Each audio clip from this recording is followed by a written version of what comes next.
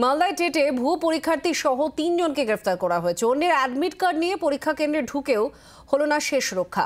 পরিদর্শকের সন্দেহ হয়, হাতে নাতে পাকড়াও। ধৃত ভুয়ো পরীক্ষার্থী পুষ্পাঞ্জলি কুমারী বিহারের পূর্ণিয়ার বাসিন্দা। পুষ্পাঞ্জলিকে জেরা করে গ্রেফতার করা হয়েছে আরও 2 জনকে। ধৃতদের নাম বিশ্বজিৎ মণ্ডল আর বিজয় কুমার। স্ত্রীর হয়ে পরীক্ষা দেওয়ার জন্য বিহারের পুষ্পাঞ্জলির সঙ্গে যোগাযোগ করে বিশ্বজিৎ। মিডলম্যান হিসেবে কাজ করে বিজয় কুমার। দাবি পুলিশ সূত্রের, বায়োমেট্রিক সত্ত্বেও কিভাবে পরীক্ষা কেন্দ্রে ঢুকলো ভুয়ো পরীক্ষার্থী, সেই প্রশ্ন উঠছে।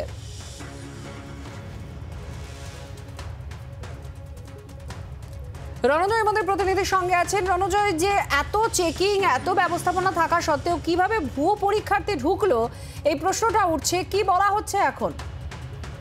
আজকে এই ঘটনার প্রথম প্রকাশ্যে আসার পরে কিন্তু নড়েচড়ে বসেছে পুলিশ প্রশাসন।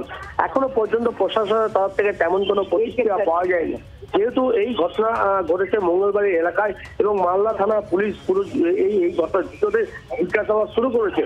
মূলত অন্য এক পরীক্ষার্থী হয়ে বিহার থেকে আসা এক পরীক্ষার্থী এই কেন্দ্রে যায় এবং পরীক্ষা দেয়, এবং যখন পরীক্ষা নিরীক্ষা চলে, পরীক্ষার শেষের পর যখন পরীক্ষা চলে, তখন দেখা যায় এই ক্যান্ডিডেট যে পরীক্ষা দিয়েছে তার কোনো বৈধ কাগজপত্র নয়।